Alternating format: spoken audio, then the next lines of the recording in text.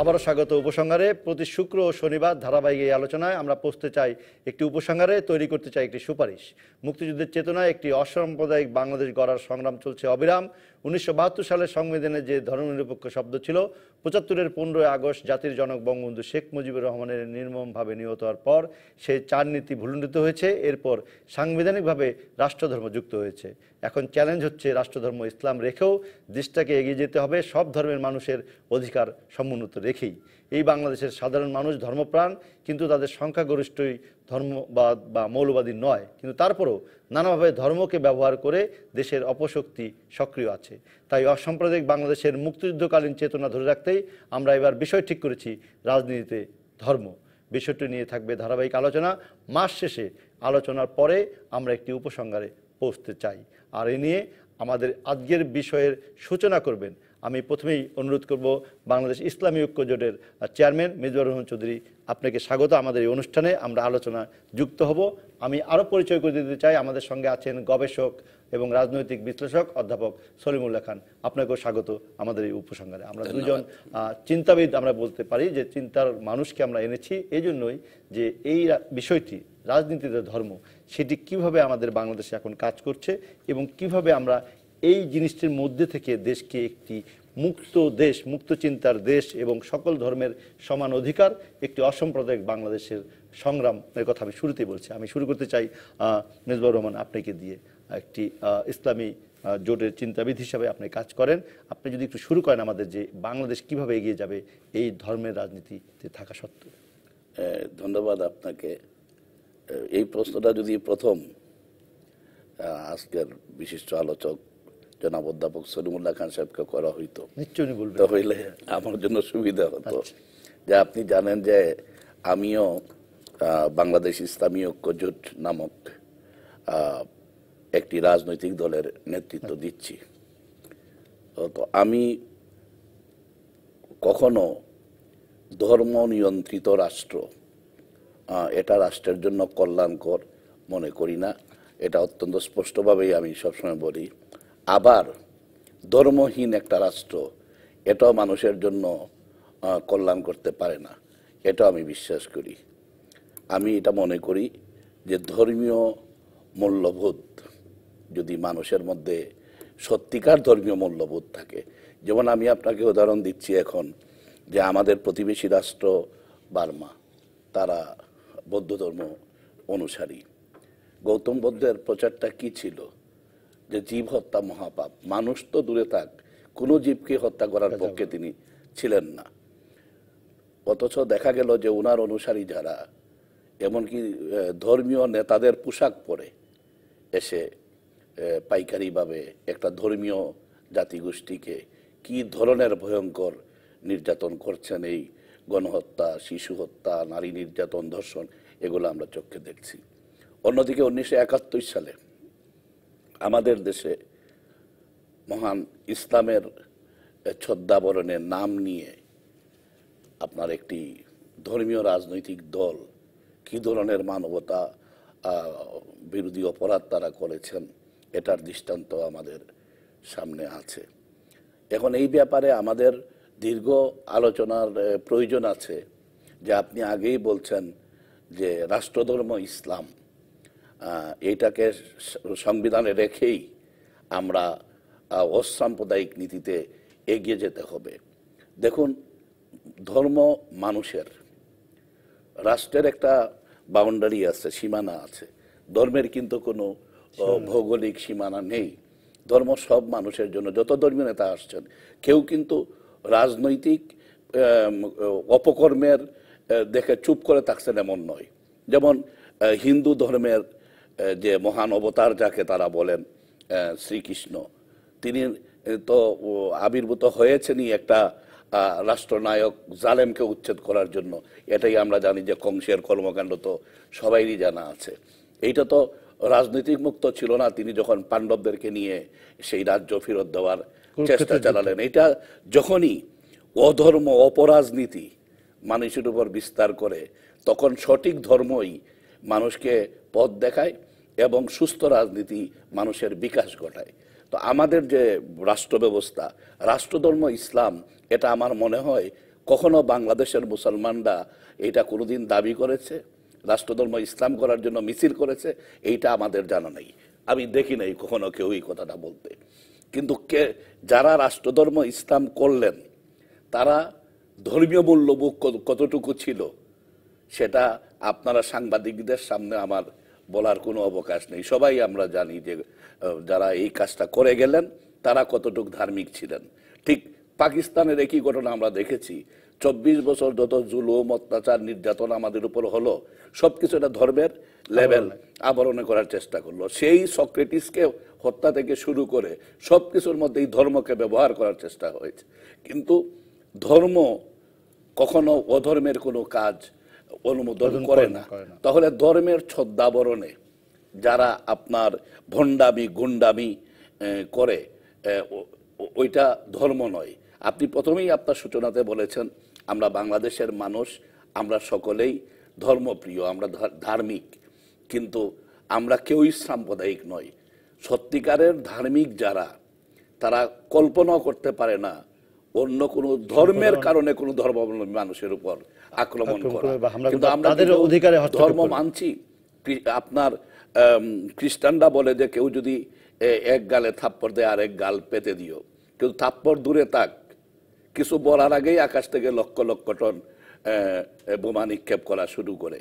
এবার ডোনাল্ড ট্রাম্পের ঘটনাবলী তো খেয়ালই করতেছেন যে উনি কোন দিকে আগাবেন, আল্লাহ। আমি শেষ করতেছি একটা কথা বলে, সেটা হলো যে এই যে আজকে আপনি জনাব অধ্যাপক সাহেবকে ডেকেছেন, এরকমই আলাপ আলোচনার মাধ্যমে আমাদের একটা সিদ্ধান্তে পৌঁছতে হবে আমাদের রাজনীতিতে ধর্ম কতটুক প্রভাব ফেলবে। কোনো জিনিসেরই সীমা লঙ্ঘন করা, যেমন আপনি দেখেন পানির নাম আরেক নাম জীবন, পানি পান করতেই হবে, কিন্তু পানি যদি মাথার উপর দিয়ে চলে ওইটা আর জীবন থাকে, মৃত্যুর কারণ, ওইটা মৃত্যুর কারণ। আমি সুলিমান খান আপনার কাছে যাব। মেজবাহুর রহমান যেমনটি বললেন যে ধর্ম তো মানুষের জন্যই এবং ধর্ম কল্যাণের জন্য, আমরা সবটা জেনেছি, কিন্তু রাজনীতিতে ধর্ম আর তার প্রভাব কি সেটা যদি বিশ্লেষণ সূচনা করেন আপনি। যেহেতু আমরা দুটো শব্দ ব্যবহার করেছি, একটা ধর্ম আর একটা রাজনীতি, আমরা দুই দিক থেকে এই জিনিসটা দেখতে পারি। ন্যায় বিচারের জন্য দুদিক থেকে দেখা দরকার। মানে ধর্মের দৃষ্টিতে রাজনীতি কি অথবা রাজনীতির দৃষ্টিতে ধর্ম কি, দুভাবে দেখা যায়। আমরা আগে ধর্ম থেকে শুরু করি। যেমন ধর্মের ইতিহাসও দেখা যায় ইহকাল এবং পরকাল দুটো কথা আমরা বলি। যেমন আমরা মুসলমানরা প্রতিদিন যে প্রার্থনা করি, মানে বলছি আল্লাহ আমাদের ইহকালকে সুন্দর করো এবং পরকালকে সুন্দর করো, রাব্বানা আতিনা ফিদ দুনিয়া হাসনা ওয়া ফিল আখিরাতি হাসনা। তাহলে আমরা ইহকাল পরকাল, এমনকি যে কেউ আখিরাতে বিশ্বাস করে না তারাও ইহকালে আছে, অর্থাৎ ইহকাল বিষয়ে আমরা একমত হতে পারি, এখানে তর্ক করার কিছু নেই। এই জীবন আমাদের কাটাতে হবে। ইহ কথাটা খুব সুন্দর কথা। আমরা যখন ইহা বলি সেইটার যে ইহা, ইহকালের ইহ কিন্তু একই জিনিস। ইংরেজিটাকে দিস বলি, দিস লাইফ। এই জীবন সুন্দর করতে হলে আমাদের কী কী করা দরকার, তার মধ্যে এই কাজটা তাহলে বোঝা যাচ্ছে শুরু থেকেই এই দুইটা আমরা বলি আমাদের কাজ আছে।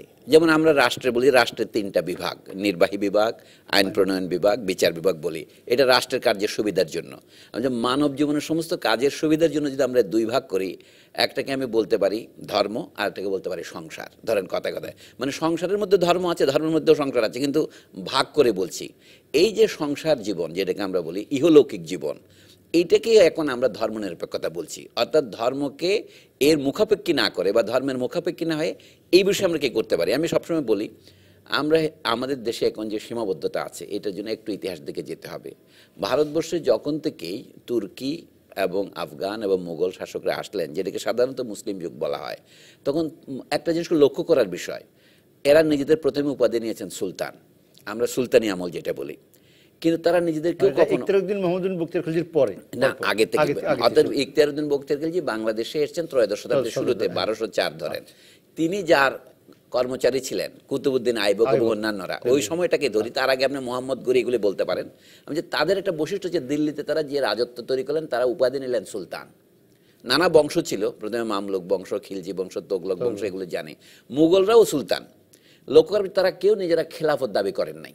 আমি ভারতের হচ্ছে ভারতবর্ষ হচ্ছে এমন একটা দেশ যেখানে মুসলিমরা শাসন করেছে কিন্তু সংখ্যাগরিষ্ঠ জনসাধারণ মুসলমান হয়নি। এটা খুব লক্ষ্য করার বিষয় সমগ্র ভারতবর্ষ দেখলে। আমাদের বাংলাদেশেও আধুনিক কালের মধ্যে এখানে মুসলিম সংখ্যাগরিষ্ঠতা হচ্ছে, মানে মুসলিম শাসনের প্রতিষ্ঠার পর থেকে কিন্তু লক্ষ্য করার বিষয় তারা নিজেদের উপাধি সুলতানেই সন্তুষ্ট আছেন, তারা খলিফার ধর্মীয় নেতৃত্ব নেননি। এইটা কিন্তু অন্যরা করেন নাই। যেমন তুলনা দেওয়ার জন্য বলছি, তুরস্কে ওসমানিয়া যখন হলো তারা কিন্তু খেলাফতটা একদম নিয়ে গেলেন, দাবি করলেন। এই জন্য ওসমানিয়ারা একই সাথে সুলতান এবং খেলাফত দাবি করেছেন। আগে খেলাফত ছিল, আব্বাসীয়দের মধ্যে ছিল, আপনার উমাইয়াদের মধ্যে ছিল। আমরা জিনিসটা সংক্ষেপ করার জন্য বললাম, পৃথিবীর চেয়ে অনেক পরিবর্তন হয়েছে। এই পরিবর্তনের মধ্যে আধুনিককালে আমরা দেখেছি কি রাষ্ট্র এবং ধর্ম, উনি সঠিকভাবে বলেছেন যে যে পানিতে আপনার জীবন রক্ষা পায় সেই পানি কিন্তু জীবন হরণেরও কারণ হতে পারে। সেই জন্য ধর্ম এবং রাজনীতি উভয়কেই সম্মান করার জন্য পরস্পরের কাছ থেকে পৃথক রাখার কথা। কিন্তু ধরুন ব্রিটিশ আমলে এখানে হলো কি প্রত্যেক কমিউনিটি বা সম্প্রদায় তার পরিচয়ের জন্য ধর্মটা ব্যবহার করতে বাধ্য হলো।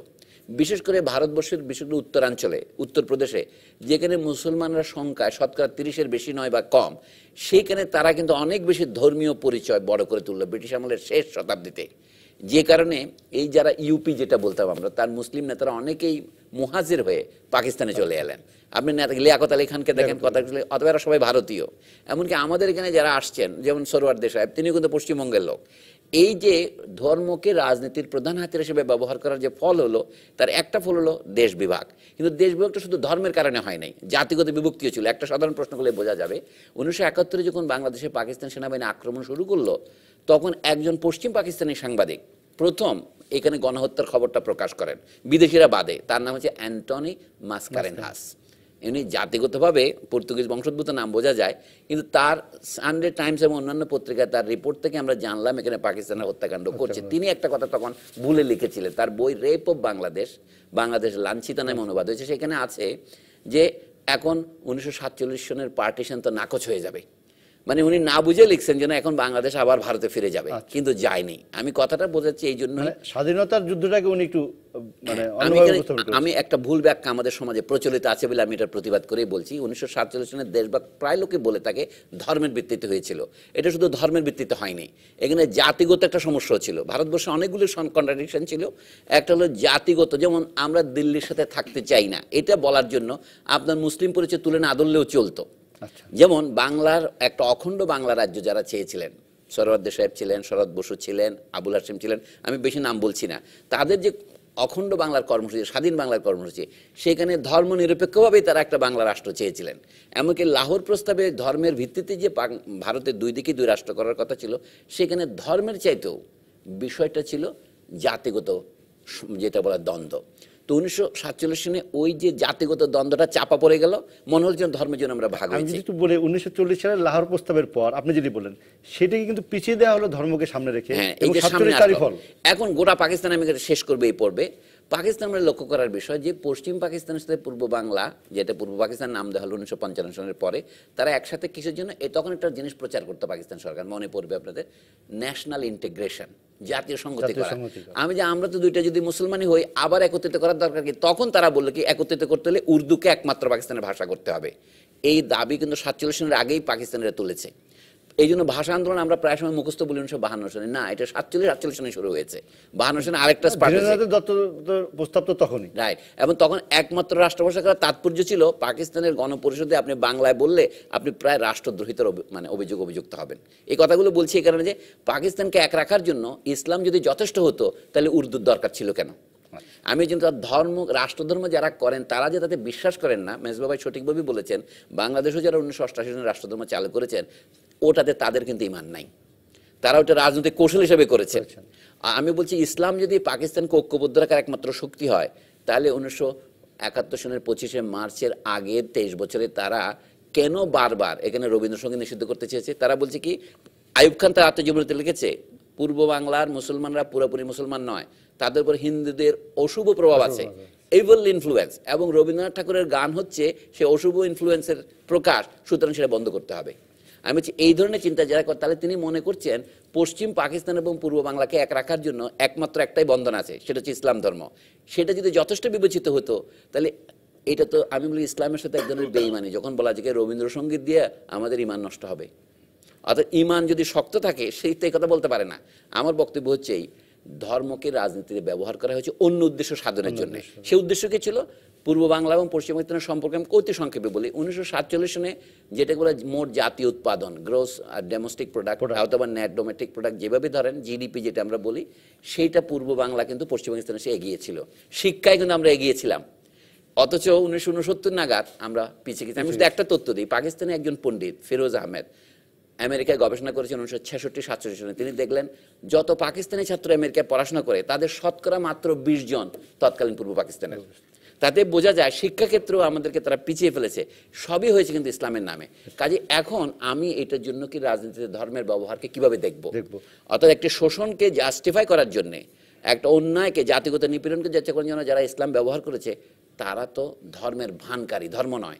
আমি এখন শেষ করছি এভাবেই, ধর্ম অনেক বড় জিনিস, ধর্ম ছাড়া মানুষের জীবন চলবে না। আমি ওনার সাথে একমত, ধর্ম ছাড়া জীবন চলবে না। সুতরাং রাষ্ট্রের মধ্যে ধর্মের স্থানটা কোথায় এটা নির্দেশ যতক্ষণ আমরা করতে না পারবো, তখন বারবার কিন্তু ধর্মকে ব্যবহার করে অপরাজনীতিবিদরা মানুষের মধ্যে বিভেদ সৃষ্টি এবং এখন যেটা চলছে সারা পৃথিবীতে জঙ্গিপনার নামে, সেই ধরনের পরিস্থিতি সৃষ্টি করবে। সেই প্রশ্নের জবাব খোঁজার জন্য আমাদের আলোচনা থাকুন আমাদের সঙ্গে। আমরা আলোচনা করব মেজবাউর রহমান এবং সলিমুল্লাহ খানের সঙ্গে। আমন্ত্রণ আরেকবার উপসংহারে আলোচনা করছি রাজনীতিতে ধর্ম এই বিষয়ে। আজ আমাদের সঙ্গে স্টুডিওতে আছেন সলিমুল্লাহ খান এবং মিজানুর রহমান। বিরতির আগে যেমনটি শুনছিলেন, আমি আবার ফিরবো মিজানুর রহমান চৌধুরী আপনার কাছে, যে যেমনটি বললেন সলিমুল্লাহ খান, যে এই পৃথক করে রাখাটাই কি বড় কাজ কিনা, বা সেটাই মূল বিষয় হবে কিনা রাষ্ট্র এবং ধর্ম। আমি যতটুকু বুঝতে পেরেছি অধ্যাপক সাহেব পৃথক করে রাখার কথা সুস্পষ্ট বলেননি।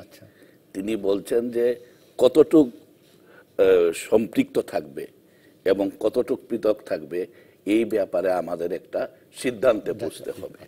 এটা আমি যেটা বুঝতে পারছি, এটা সম্ভবত তাই বলেছে। তো এখন যেটা হলো যে আমাদের আগে শনাক্ত করতে হবে যে ধর্মের নাম ব্যবহার করে, ধর্মের ছদ্মাবরণে যারা কুৎসিত কাজগুলা পূর্বে করেছেন, তারা এখনো এই ধর্ম ব্যবহার করে এই কাজগুলা করছেন কি না। এখনো যেমন ধরেন, আমি উদাহরণ দিচ্ছি যে এখন একটা আধুনিক যুগ, বিজ্ঞান অনেক এগিয়ে গেছে। বিশেষ করে ইসলাম ধর্ম এটা কোনো রূপকথা, চাঁদের গল্প, এগুলায় বিশ্বাসী খুব কম। এটা বিশ্বাস করেই না, নাকচ করছে। একটা উদাহরণ দিই আপনাকে। রসুল সাল্লাল্লাহু আলাইহি সাল্লামের ছেলে, উনি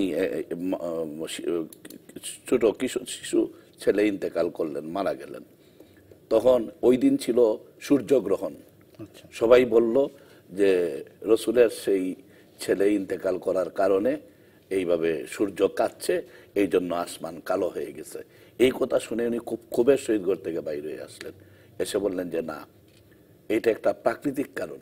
রসুলের সন্তানের সুখ দুঃখের সাথে এইটার কোনো ঘটনা ঘটতে পারে না। এই যুগে আধুনিক শিক্ষায় শিক্ষিত ছেলেরা যখন বলল যে চাঁদে দেলোয়ার হোসেন সাঈদীর চেহারা দেখা গেছে, তখন তারা এখানে ধর্মকে ব্যবহার করতে চাইল এবং মসজিদের মাইক দিয়ে তারা চতুর্দিকে বলল যে গোটে বাইরে হয়ে আসো এবং এখন আমাদের যুদ্ধে নামতে হবে, জিহাদ করতে হবে।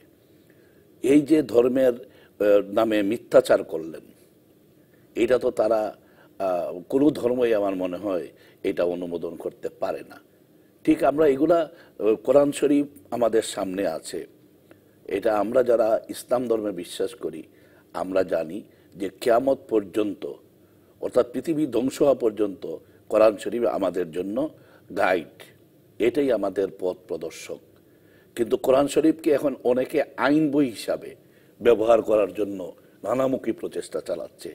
গাইড এবং আইন বই এক হইতে পারে না। আপনার ডিএলআর যারা আছে, অনেক আছে, সবকিছু আছে, এটাকে এখন মানে আইন হিসাবে, ল হিসাবে আপনি জাস্টিফাই করতে পারেন না। তো এখন দেখেন কোরআন শরীফের মধ্যে তাৎক্ষণিক ব্যবস্থা গ্রহণের জন্য অনেক আয়াত নাজিল হয়েছে।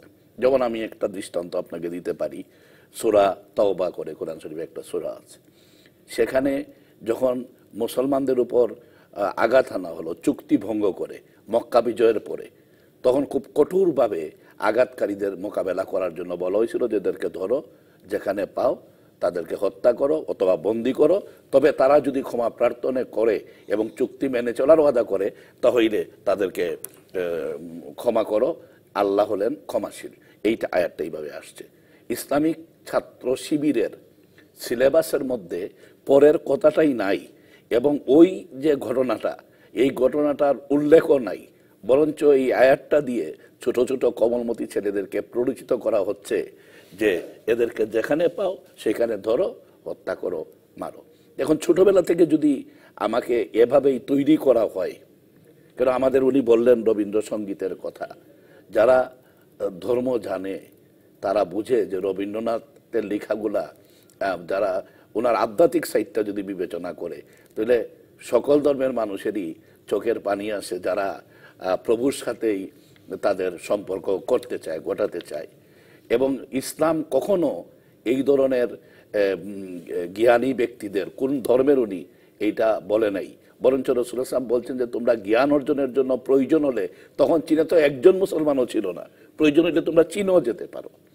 কিন্তু আমাদের দেশে এই কথাগুলো আমরা প্রথমেই আমরা বলছিলাম যে এটা একদিনে হবে না, প্রথম শনাক্ত করতে হবে যে ধর্মের নামে অধর্ম কি কি আছে, এইটার কুফল কি কি।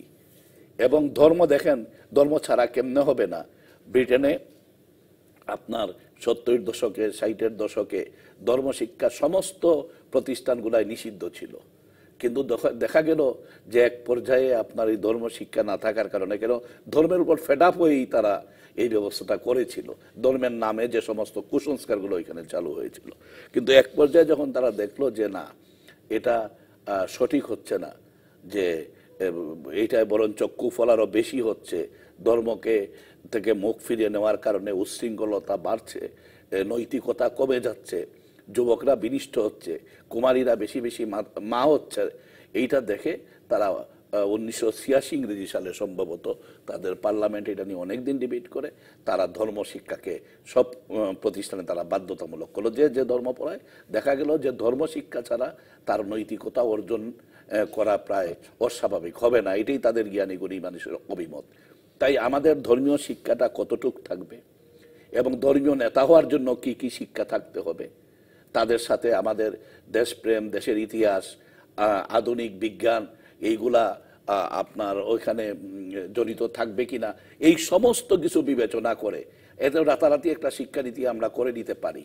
কিন্তু এই শিক্ষানীতি যেমন আমাদের যে আপনার লেটেস্ট যে শিক্ষানীতিটা হলো, এটা অনেক ভালো অগ্রসরমান একটা শিক্ষানীতি, কিন্তু এখানের মধ্যে বিশাল একটা শ্রেণীকে একেবারে ছেড়ে দেওয়া হয়েছে যে এইটা তারারটা তারা করবেন, যেন রাষ্ট্রের একটা অংশকে আপনি শিক্ষার দিকে নিয়ে আসতে পারলেন না। এই শিক্ষানীতিটাকে আমরা সমর্থন করেছি, কিন্তু ওই অংশটার কি হবে এটার মধ্যে কোনো দিক নির্দেশনা নাই। এই যে আমাদের এই সমস্ত কিছু আমাদের আলোচনা করতে হবে ব্যাপকভাবে। এখন সময় আসছে কেন দেখেন, পাকিস্তানের ধর্মের নামে যে ভণ্ডামিগুলা, এইগুলা ইতিহাস উনি কিছু বলেছেন, আপনিও কিছু শুরুতে বলেছিলেন। 1940 সালের লাহোর প্রস্তাবকে পর্যন্ত ধর্মের নামেই বিকৃত করে দেওয়া হলো। জিন্নাহ পাকিস্তানের প্রতিষ্ঠাতা, উনি তো একদম 100% একজন সেকুলার মানুষ ছিলেন, ওনাকে ধর্মীয় নেতা বানিয়ে দেওয়া হলো। এগুলো তো ধর্মের কুফল সমস্ত কিছু আমি বলবো। তাই আমরা এখন এটুকু আলোচনায় আসতে হবে যে ধর্ম আমাদের থাকবে, ধর্ম কোথায় কোথায় তার প্রভাব রাখবে, কোথায় কোথায় রাষ্ট্র পরিচালনায় ধর্মকে টেনে আনা যাবে না, এগুলা যারা ধর্মের প্রতিষ্ঠাতা তারার মধ্যেও উদাহরণ আছে। যারা যেমন ইসলাম ধর্ম যে তিনি প্রতিষ্ঠা করেছেন, আমাদের বিশ্বাস তিনি সর্বশেষ নবী মুহাম্মদ সাল্লাল্লাহু আলাইহি ওয়াসাল্লাম, তার জীবনে তার সমাজ পরিচালনায়, রাষ্ট্র পরিচালনার মধ্যে আমাদের সামনে উদাহরণ আছে যে কিভাবে সকল ধর্মকে নিয়ে একত্রে বসবাস করা যায়। এবং বিশেষ করে একটা জিনিস আপনি সব সময় সকলের অন্তরে এটা আসতে হবে যে মানুষ যে জমিনে, যে ভৌগোলিক সীমানায়, যে অঞ্চলে, যে ভাষার মধ্যে সৃষ্টি হয়েছে, ধর্মবিশ্বাসীরা মানুষ এটা বিশ্বাস করে এই সৃষ্টি তার দাবিতে হয় নাই, বরঞ্চ স্রষ্টা তাকে পছন্দ করে ওইখানে সৃষ্টি করেছেন। যা অতএব ওই জমি থেকে যারা তার মানে সংখ্যা গরিষ্ঠ মানুষ নয় বিধায় তাদেরকে উচ্ছেদ করতে চায়, তারা স্রষ্টার সাথে যুদ্ধে লিপ্ত হয়।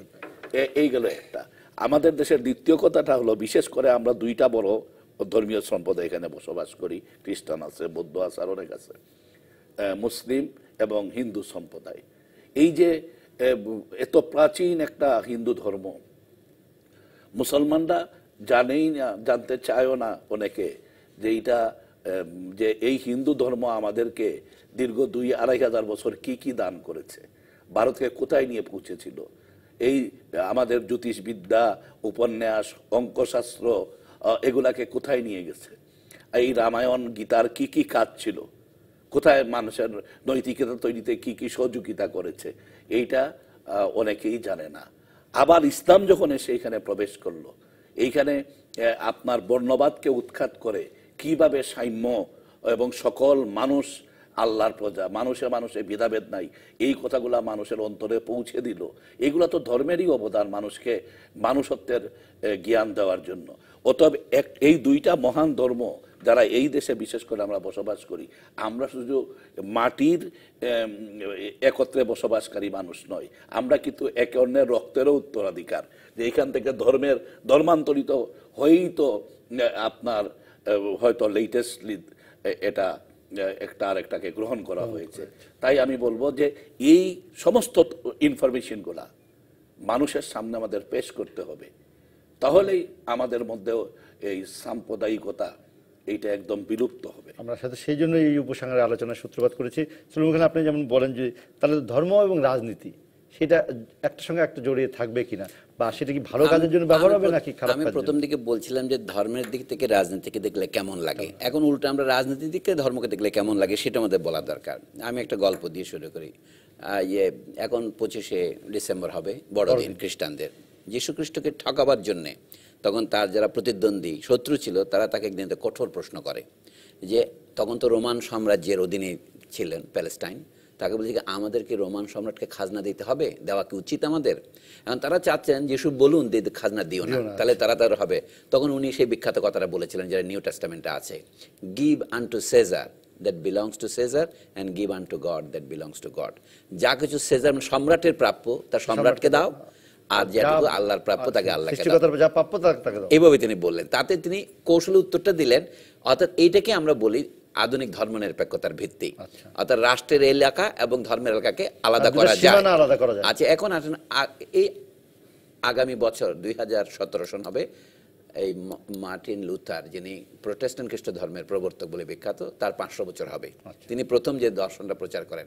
এরপরে ইউরোপে প্রায় 100 বছরেরও বেশি সময় বিভিন্ন রাষ্ট্রে রাষ্ট্রে যুদ্ধ লেগেছিল, বিশেষ করে উত্তরাঞ্চল এবং দক্ষিণাঞ্চলে। এগুলোকে ধর্মযুদ্ধ বলা হয়, ওয়ার অফ রিলিজিয়ান্স।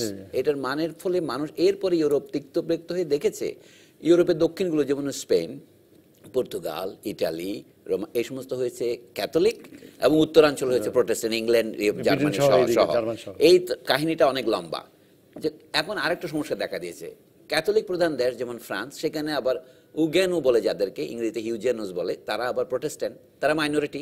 ফলে মাইনরিটির বিরুদ্ধে অত্যাচার হয়। এইখান থেকে তারা একটা লেসন নিয়েছে পরে যে রাষ্ট্র থেকে ধর্মকে পৃথক করা ভালো, রাষ্ট্রের অর্থনৈতিক উন্নতির জন্য জাতি গঠনের। আয়ারল্যান্ড তো এখনো আছে সেই সমস্যা, উত্তর আয়ারল্যান্ড, দক্ষিণ আয়ারল্যান্ড। আমার বক্তব্য হচ্ছে ধর্ম যখন রাষ্ট্র গঠনের সহায়ক হয়েছে তখন ধর্মের যে ভূমিকা দেখা গেছে, আবার কখনো কোনো ধর্ম জায়গায় রাষ্ট্র গঠনের বিপক্ষতা করেছে, তখন তার থেকে পৃথক করা দরকার হয়েছে। আমি এই জন্য গোটা জিনিসটাকে ইতিহাসের দরবারে পেশ করতে চাই। আমাদের ইসলাম ধর্মের ভিতরেও আইন প্রণয়নের ক্ষেত্রে যে প্রশ্নটা দেখা দেয়, এই যে উনি সুন্দর কথায় তুলেছেন, হুদাল্লিল মুত্তাকিন। কোরআন হচ্ছে আপনার গাইডে, যে হুদা কথাটার অর্থ হচ্ছে আপনার পথপ্রদর্শক, কিন্তু সেইটাকে যদি এখন বলে কোড অফ লাইফ যে বানাতে চাচ্ছে, সেখানে একটা কাজ আছে, কিন্তু আপনাকে ব্যাখ্যা করতে হবে। এই জন্য ইসলামী আইনে আমরা দুটো কথা বলি, একটা হচ্ছে শরিয়া আর হচ্ছে ফিকা। ফিকা মানে হচ্ছে ইংরেজি যেটাকে জুরিসপ্রুডেন্স বলি। আইনটাতে ব্যাখ্যা করা সাপেক্ষ। এই ব্যাখ্যা করতে গিয়ে প্রতিদিন যে নতুন পরিস্থিতি দেখা দেবে, আমাদের আইনসভা সাধারণত পার্লামেন্ট নতুন আইন প্রণয়ন করে, তাহলে সেই আইন প্রণয়নের ভিত্তি বা মূলনীতি কী হবে এটা দরকার। এই জন্য আমি বললাম রাজনীতির মধ্যে যে নীতি কথাটা আছে, এটা কী জন্যে? মানুষ একসাথে বাস করে, যা করলে একসাথে থাকা যায়। আপনি একটা জাহাজে চড়েন, এমন কিছু করা যাবে না জাহাজে ফুটো করলে সবাই ডুবে মরবো। এটাই হচ্ছে রাজনীতির মূল কথা। রাজনীতির মূল কথা হচ্ছে রাষ্ট্র। রাষ্ট্র মানে একসাথে মিলেমিশে থাকা। এই জন্য অ্যারিস্টটলের সেই বিখ্যাত উক্তি আছে, man is a political animal, যেটার মানে হচ্ছে man is a rational animal বটে। সে যুক্তি এবং রাষ্ট্র এখানে প্রায় সমার্থক, কারণ মানুষ কথা বলে ভাষা দিয়ে। এখন আমরা হিন্দু হই, মুসলমান হই, বৌদ্ধ হই, খ্রিস্টান, সবাইকে তো একটা ভাষায় কথা বলতে হয়। এইটাকে আমি বলছি ধর্মনিরপেক্ষতা।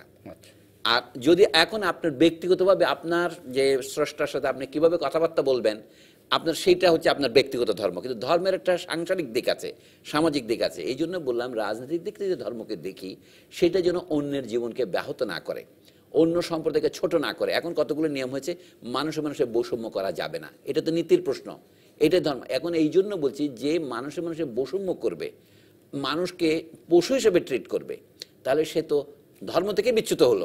আমি এই কথাটাই বলছি কি, তাহলে যেটা সার্বজনীন মানব ধর্ম সেটা আমরা জানি কি করে, এখন আজ করছি এটা আমরা অভিজ্ঞতা থেকেই জানি।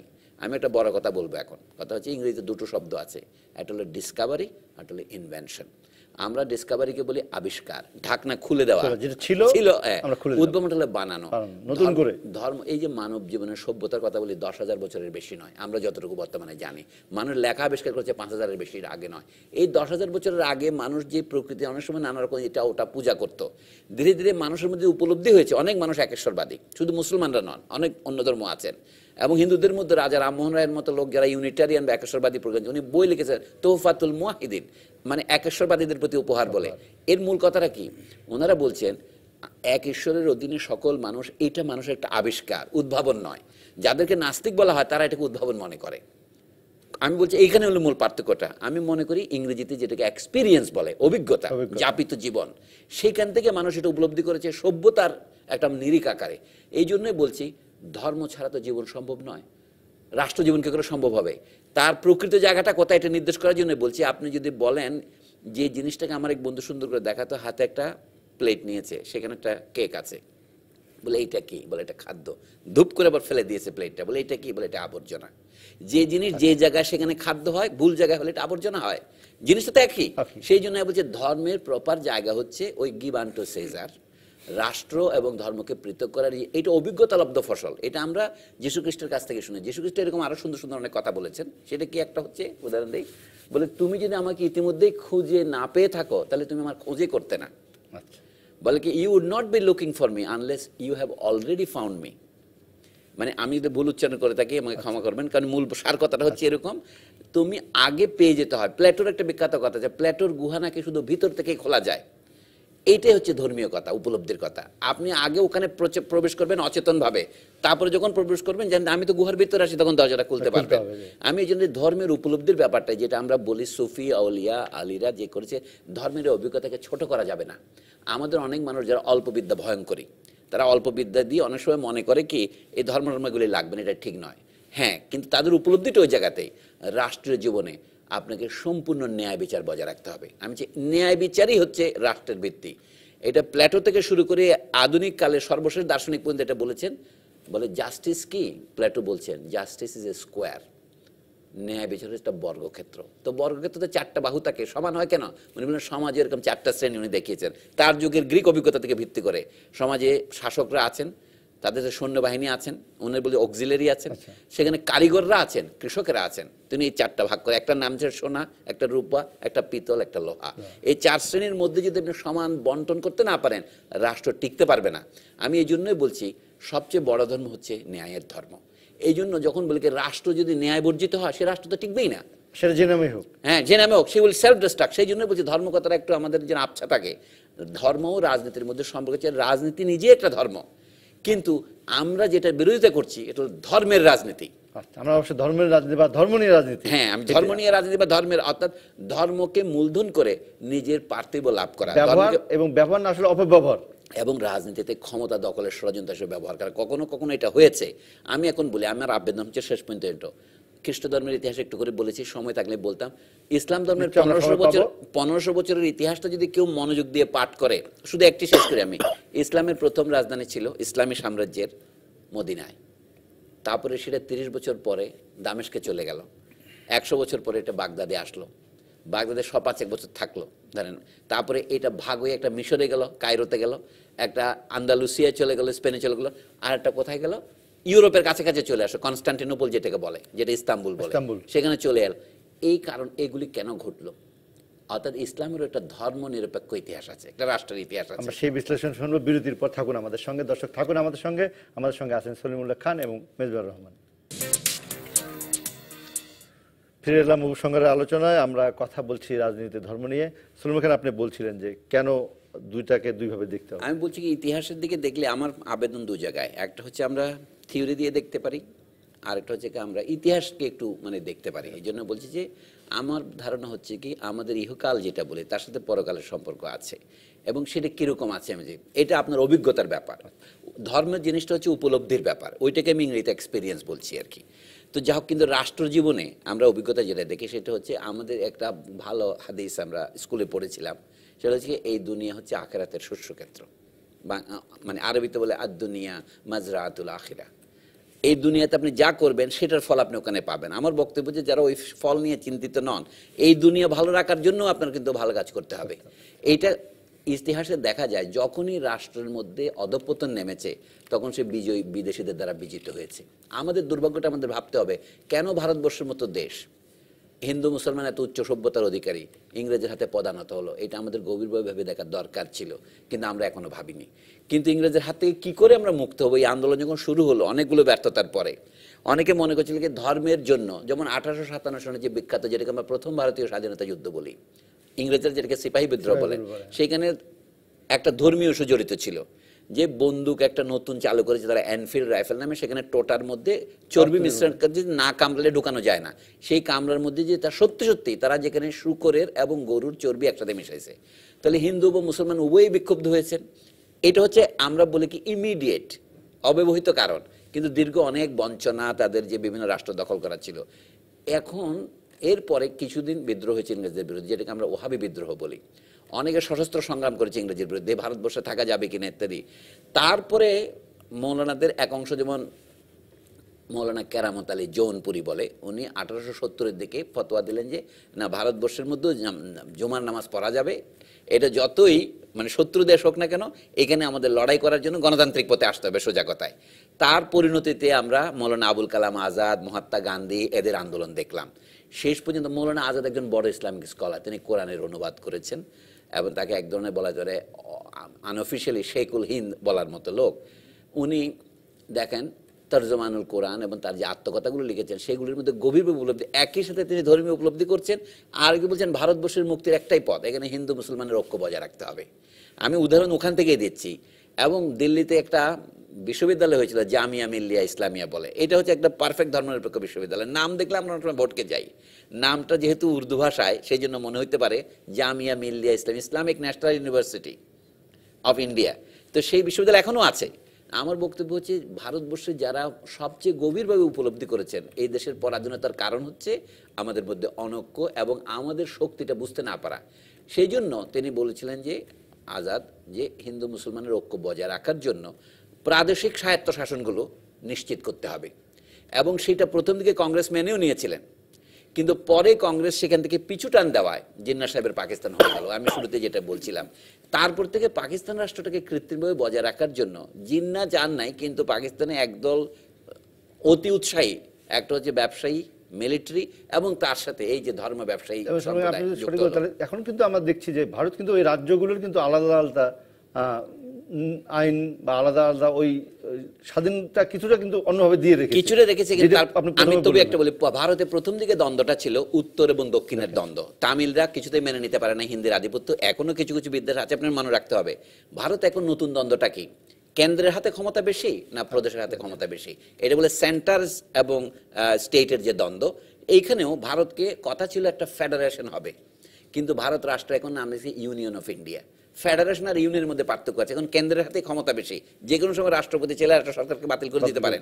আমি যে ভারতেও এখন ধর্মকে পুরাই ব্যবহার করা হচ্ছে। যখন দক্ষিণ এবং উত্তরের কথা ছিল, দক্ষিণের ভাষা তো হিন্দি নয়, সেখানে যদি হিন্দি চাপানোর চেষ্টা করলো তখন তারা বলছে আমরা যেন মানতে পারি না, তখন তাদের বলার কি তোমরাও হিন্দু আমরাও হিন্দু, ধর্ম ব্যবহার করলো। ভারতেও ধর্মের ব্যবহার আছে, আমরা কেউই কিন্তু সাফ ফেরেশতা নয়। আপনাকে জানতে হবে যে ভারতে এটা আছে বলেই সাম্প্রদায়িক দাঙ্গা কিন্তু উপমহাদেশে এক জায়গায় হলে আরেক জায়গায় ছড়িয়ে পড়ে। কাশ্মীরে 1964 সনে যে ঘটনা ঘটলো সেটা পূর্ব বাংলাতেও দাঙ্গা করতে পাকিস্তানের ব্যবহার করলো। এই জন্য আমি বলছিলাম যে ভারতের ইতিহাসটাও যদি আমরা মনোযোগ দিয়ে দেখি, সারা পৃথিবীর কথা বাদ দেন, এইখানে কখনো কখনো আমরা সাম্প্রদায়িক সহযোগিতা দেখেছি। যেমন গান্ধীজি যখন প্রথমে এসে অসহযোগ এবং খেলাফত একসাথে করলেন, তখন কিন্তু হিন্দু মুসলমান সহযোগিতার একটা অপূর্ব উদাহরণ তৈরি হয়েছিল। তারপরে সেটাকে ভাঙার জন্য ইংরেজরাও যেমন চেষ্টা করেছে, কিন্তু সাম্প্রদায়িক মুসলমান এবং সাম্প্রদায়িক হিন্দু সেটাকে ভেঙে ফেলেছে। আমাদের দেশের উদাহরণ হচ্ছে নজরুল ইসলাম। কিরকম মানে হিন্দু মুসলমান ঐক্যের জন্য এর চেয়ে শ্রেষ্ঠ উদাহরণ আর হয় না। আমাদের বাংলাদেশের স্বাধীনতা সংগ্রামও একই ঘটনার পুনরাবৃত্তি আমরা দেখেছি। কিছু অতি মুষ্টিমেয় লোক এই দেশে তারা ইসলামের নামে মানে আমাদের জাতীয় যে পরিচয় সেটাকে আমাদের লুকিয়ে ফেলতে চেয়েছিল। যেমন ধরুন, এখানকার মানুষ যে বাঙালি মুসলমান আর বাঙালি হিন্দু হতে পারে, বাঙালিটা তো বাদ দেওয়া যাবে না, এটা তো আপনার এত্তিক পরিচয়। পাকিস্তানে একজন পণ্ডিত ছিলেন ইশতিয়াক হোসেন কোরেশি, পাকিস্তান সরকারের বড় পণ্ডিত। ইনি বলছিলেন কি বাঙালিরা জাতিগতভাবে নিচু মানের পাঞ্জাবিদের তুলনায়। এই জাতীয় সাম্প্রদায়িক প্রচারে অনেক বাঙালি তখন সায় দিয়েছেন। আইয়ুব খান সাহেব একা নন, এই ধরনের বহু আছেন। আমি এই সবগুলো, আমার দুঃখটা হচ্ছে এখানে এগুলি করা হয়েছে ইসলামের নামে। অর্থাৎ আপনি আপনার জাতিগত পরিচয়কে ছোট করার জন্য ইসলামকে ব্যবহার করবেন কেন? আমি তো এটা বলতে পারি, পাকিস্তানিদের সাথে বাঙালিরা যে 23 বছর একসাথে ছিল তার কারণ কি? আমরা সকলেই দক্ষিণ এশিয়ার বা ভারতবর্ষের লোক বলেই। নাহলে পাকিস্তানের পাশে তো আফগানিস্তান, তারা তো এক রাষ্ট্র করে নাই। পাকিস্তানের পাশে তো ইরান, তা তো করেনি। তো যা হোক, মূল বক্তব্য হচ্ছে ধর্মের রাজনৈতিক ব্যবহার সবসময় অহিতকর। বর্তমানেও বাংলাদেশের রাজনীতি যারা অত্যন্ত প্রতিক্রিয়াশীল বা অতীতমুখী শক্তি, তারাই কিন্তু ধর্মটাকে সামনে নিয়ে আসে। আমাদের দেশের এখন যে বিভিন্ন জোট রাজনীতি চলছে না, আপনি দেখেন অনেকেই যারা বাংলাদেশের সত্যিকার অর্থেই জাতীয় স্বাধীনতাকে ঊর্ধ্বে তুলে ধরতে চায়, অর্থনৈতিক উন্নতি চায়, সবচেয়ে বড় কথা মানুষ শুধু রুটিতে বাঁচবে না, মানুষের মর্যাদা বোধ দরকার। সেইটাকে যারা ভুলুন্ঠিত করতে চায় তারাই কিন্তু অতীতমুখী স্লোগানগুলো নিয়ে আসে। এবং সেটার একটা বৈশিষ্ট্য হচ্ছে বর্তমানে যে ধরনের প্রতিক্রিয়াশীল রাজনীতি পাকিস্তানে, আফগানিস্তানে বা অন্যান্য দেশের সাম্রাজ্যবাদের কারণে তৈরি হয়েছে, পাকিস্তানে এই নতুন করে যে জিহাদি মতাদর্শ প্রচারের জন্য কিন্তু আপনাকে বলতে হবে, এটা আমি বলছি এই জন্য যে মার্কিন যুক্তরাষ্ট্রের যে ফরেন পলিসি, যেটা 1954 সনে পাকিস্তানকে যুক্ত করেছিল সিয়াটু চুক্তির ভিতরে, বাগদাদ প্যাক্টের ভিতরে, পাকিস্তানের মধ্যে পেশোয়ারে সোভিয়েত রাশিয়ার বিরুদ্ধে গোয়েন্দাগিরি করার জন্য ঘাঁটি দিয়েছিল, যেখান থেকে ইউটিউব বিমান উড়ে যে কেলেঙ্কারি তৈরি করেছিল, সেই নীতিতে পাকিস্তানে কোনো বহাল আছে। এবং সেইটা জিয়াউল হকের আমলে এই আফগান যুদ্ধের সময় যে জিহাদি নীতি চালু করেছে, সেইটারই একটা অপপ্রভাব কিন্তু আমরাও পাচ্ছি। আমরা মেজবাহুর রহমানকে শেষ করতে বলবো, উনি যেটি বললেন যে রাজনীতি করার জন্য যদি ধর্মকে কেউ সামনে রাখে, বা ধরেন যে আপনি নিজেই এমন একটি রাজনীতি করেন যেখানে আপনার নামের সঙ্গে, দলের সঙ্গে ধর্মের একটা সংযোগ থাকে, কিন্তু সেইটাকে করেও তো একটি ভালো, এবং আমরা সেই জন্য যে ধর্ম নিয়ে ভান না করার যে রাজনীতি, সেই ধন্যবাদ শেষ করেন। প্রফেসর সাহেবের মানে অনেক ঐতিহাসিক তথ্যগুলো উনি আমাদের সামনে বললেন। এখানে আমি আপনাকে বলবো যে আমি যেহেতু ইসলামিক একটা দলের সাথে সম্পৃক্ত, ইসলামের মূল স্রোতে যারা ছিলেন পীর দরবেশ বা আলেম ওলামা, এরা কখনো ধর্মের অপব্যাখ্যা করে ধর্ম নিয়ে তারা রাজনীতি করেননি। তারা ধর্মকে ধর্মের দৃষ্টি থেকে দেখেছেন। এই যে আমাদের ভারতবর্ষের কথা উনি বললেন, কয়জন এমনকি মৌলানা আবুল কালাম আজাদ যিনি কংগ্রেসের সভাপতি ছিলেন তার কথা বললেন। ভারতের ধর্মীয় চর্চার মধ্যে দারুল উলুম দেওবন্দ যখন একটা মানে কেন্দ্র হয়ে উঠল, তখন আমরা কি দেখতে পাই, সেই দেওবন্দের যারা প্রতিষ্ঠাতা ছিলেন কাসেম নানুতবি, রশিদ আহমদ গাঙ্গুহি, ওনাদের পীর ছিলেন এমদাদুল্লাহ। পরে উনি মক্কায় যাওয়ার কারণে মহাজেরে মক্কি ওনাকে বলা হইতো। পরে শাইখুল হিন্দ মাহমুদুল হাসান, হুসেন আহমদ মদনী, এরা সকলেই হিন্দু মুসলমান এক হয়ে ভারতের স্বাধীনতার সংগ্রামের জন্য তারা প্রেরণা জুগিয়েছেন এবং নিজেরাও সংগ্রাম করেছেন। কিন্তু দেখা গেল 1941 ইংরেজি সালে মৌলানা মওদুদি প্রথম ব্যক্তি যিনি এই যে টু নেশন থিওরি, জিন্নাহ সাহেবের যে বইটা, ওনার তর্জমানুল কোরআনে উনি প্রথম শুরু করলেন প্রবন্ধ লেখা যে হিন্দু এবং মুসলমান এরা দ্বিজাতির ভিত্তিতে কিন্তু পাকিস্তান রাষ্ট্রের সূচনা করতে চাইলেন তিনি। এটাও দীর্ঘ কাহিনী, আমি এটা শর্ট করব প্রধানমন্ত্রীর বক্তব্য থেকে। উনি বলেছেন যে ধর্মের নামে ভান করা, এটা কোরআন শরীফেই আছে, ওমিনান নাসি মাইয়া কুলু আমান্না বিল্লাহ ওয়া বিল ইয়াউমিল আখির ওয়া মা হুম বিমুমিনিন ইউখাদিউনাল্লাহা ওয়াল্লাযীনা আমানু ওয়া মা ইয়াখদাউনা ইল্লা আনফুসাহুম ওয়া মা ইয়াশউরুন ফি কুলুবিহিম মারাদুন ফাযাদাহুমুল্লাহু মারাদান ওয়া লাহুম আযাবুন আলীম। যে তোমাদের মধ্যে কিছু লোক আছে এরা ভান করে, এরা বলে যে আমি আল্লাহকে বিশ্বাস করি, আমি আখিরাতে বিশ্বাস করি, অথচ এরা কিছুই করে না। নিজের লোকদের সাথে যখন একত্রে মিলিত হয় তখন বলে এদেরকে বোকা বানাবার জন্য আমি এই কথাগুলা বলছি। আল্লাহ বলেন এরা মনে করে যে এদেরকে বোকা বানাচ্ছে সহজ সরল মানুষকে, আসলে কিন্তু ওরা নিজের সাথেই ওরা প্রতারণা করছে, ওদের জন্য রয়েছে কঠোর শাস্তি। হয়তো আজকে না হয় আমরা দেখলাম তো যে রাষ্ট্রীয় গাড়িতে পতাকা লাগানোর পরেও শাস্তি ক্ষমা করা হয় না, আল্লাহর পক্ষ থেকে এরকম শাস্তি আছে। এই জন্য ধর্ম নিয়ে ভান করা, প্রতারণা করা, এটা নিজের সাথে, বিবেকের সাথে, রাষ্ট্রের সাথে, মানুষের সাথে প্রতারণা করা। এই জন্য এটা আপনারা বেশি বেশি আলোচনা করুন, আমার মনে হয় এইটার সুফল আমরা পাবো ইনশাল্লাহ। তার মানে ধর্ম নিয়ে রাজনীতি করতে পারবেন না? না, এই কথাটা আমরা বলি নাই। আচ্ছা, আমরা বলছি যে কতটুক করতে পারবে একটা সীমানা টেনে দিতে হবে। আমরা হয়তো সেই জন্য এই আলোচনা। ধর্ম নিয়ন্ত্রিত রাষ্ট্র এইটা যেমন কল্যাণকর হবে না, তেমন ধর্মহীন রাষ্ট্র মানুষের জন্য অকল্যাণকর, এই কথাটাই বলছি। আচ্ছা, আপনাদের দুজনকে ধন্যবাদ। মেজবুর রহমান চৌধুরী, যোগ করি, আমাদের একদমই শেষ। আমরা ইউরোপে যেটা শুনেছিলাম সেটা কি প্রত্যেকে যার যার ধর্ম পালন করতে পারবে, এটা মানুষের মৌলিক অধিকারের মধ্যে পড়ে, কিন্তু একজনের ধর্ম আরেকজনের উপর চাপিয়ে দেওয়া যাবে না, এটাই হচ্ছে ধর্মের স্বাধীনতা। সেটা একটা মৌলিক অধিকার লঙ্ঘনের ব্যাপার। দুজনকে ধন্যবাদ, অধ্যাপক সলিমুল্লাহ খান এবং মেজবুর রহমান চৌধুরী। আমাদের এই আলোচনা চলবে এই মাস পুরোটা, এবং আমরা উপসংহারে পৌঁছতে চাই যে ধর্মের রাজনীতি এবং ধর্ম নিয়ে রাজনীতি এটির একটি উপসংহার, যেটা আপনি বললেন যে একটি সিদ্ধান্তে যাওয়া দরকার। আমরা আলোচনা শেষ করব, তবে জানিয়ে দিতে চাই আমাদের পরের পর্বে 11টায় আমাদের সঙ্গে যুক্ত হবেন শিক্ষাবিদ অধ্যাপক আবুল কাশেম ফজলুল হক এবং ৭১-এর ঘাতক দালাল নির্মূল কমিটির ভারপ্রাপ্ত সভাপতি শাহরিয়ার কবির। আমাদের সঙ্গেই থাকুন।